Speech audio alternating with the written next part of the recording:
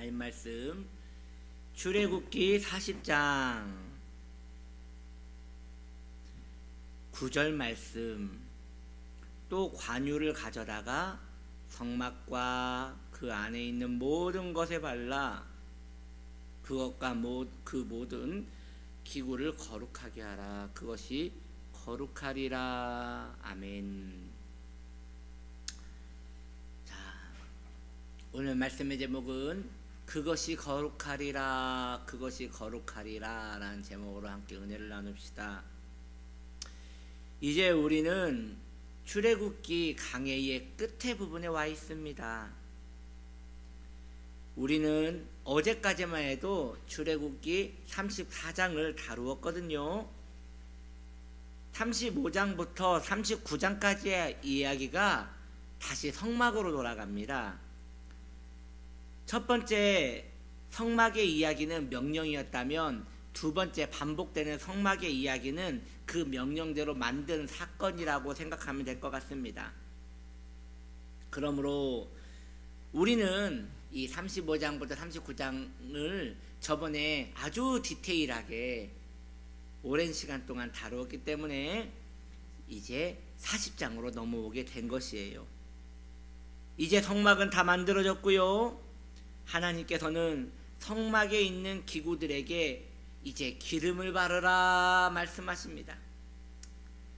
그리고 기름을 바른 물건들은 모두 거룩해졌다, 거룩해진다 라고 말씀하시는 것이에요.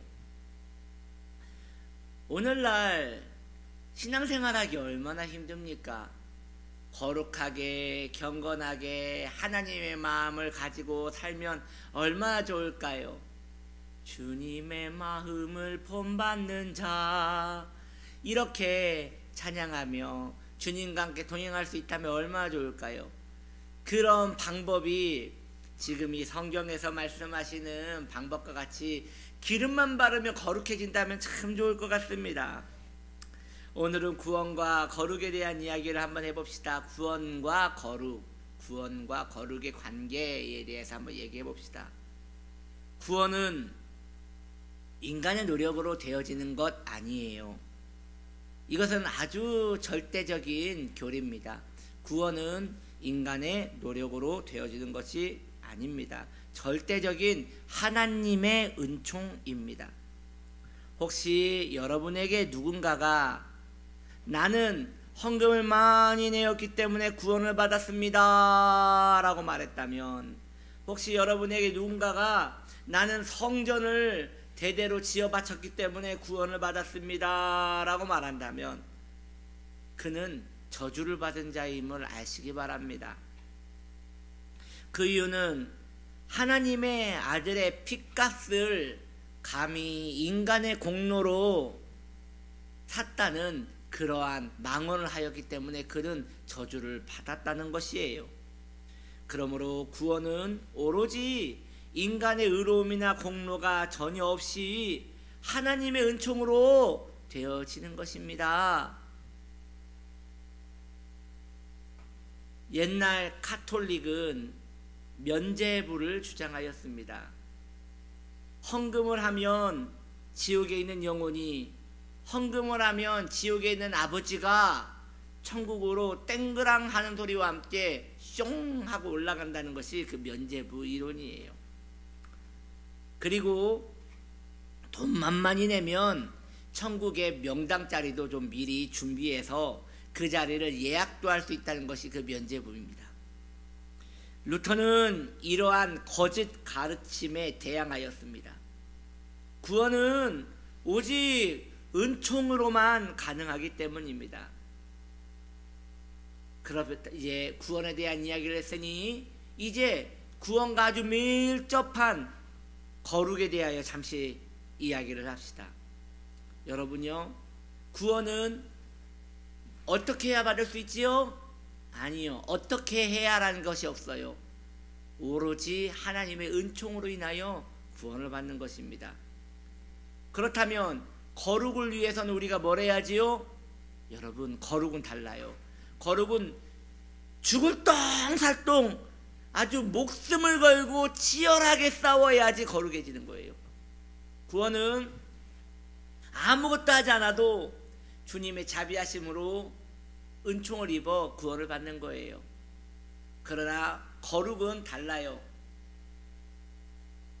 히브리서에 보면 거룩하기가 얼마나 힘든지에 대하여 말하는데, 너희가 피 흘리기까지 싸워야 한다라고 말하고 있어요. 피 흘리기까지 싸워야 한다. 그러니까 거의 거룩은 혈투예요. 혈투. 구원받은 백성은 이제 거룩에 힘을 써야 하는 것이에요.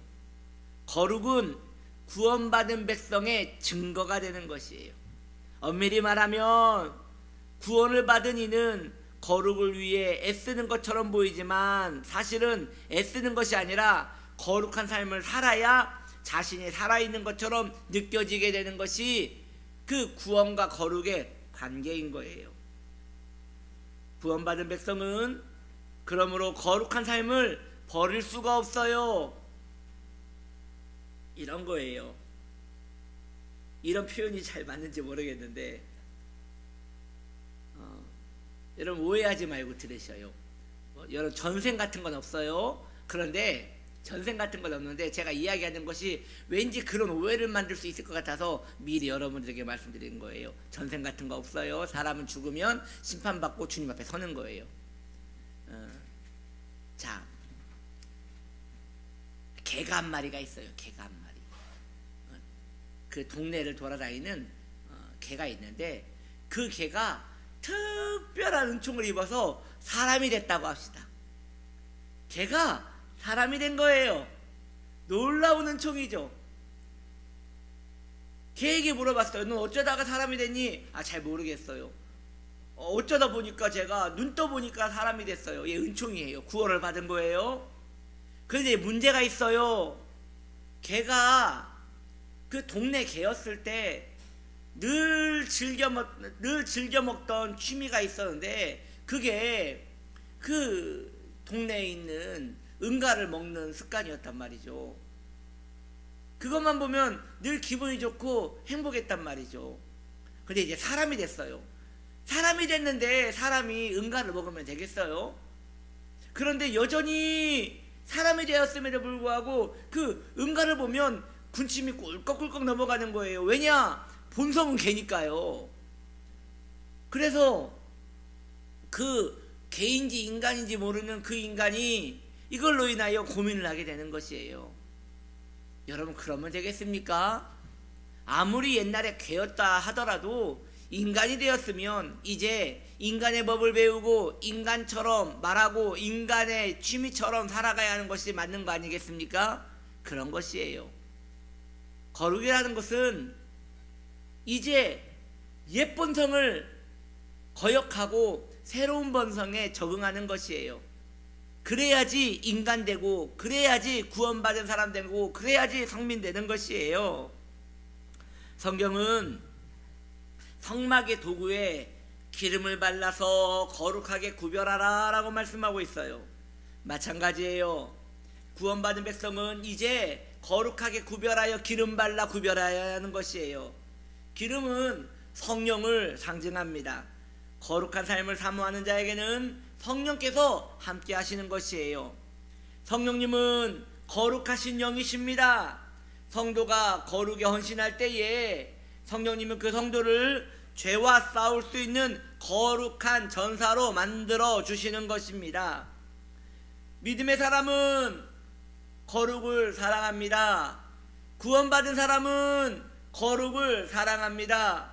거룩의 마음을 쏟는 복된 성도인들 되시기를 예수님의 이름으로 축복합니다. 기도합시다. 하나님 아버지, 구원받은 백성은 이제 거룩에 마음을 다 쏟아 헌신해야 합니다. 그렇게 살아가기를 소망합니다. 그런 삶을 사랑합니다. 그런 삶을 우리가 열망합니다. 도와주소서. 예수님의 이름으로 기도드립니다. 아멘.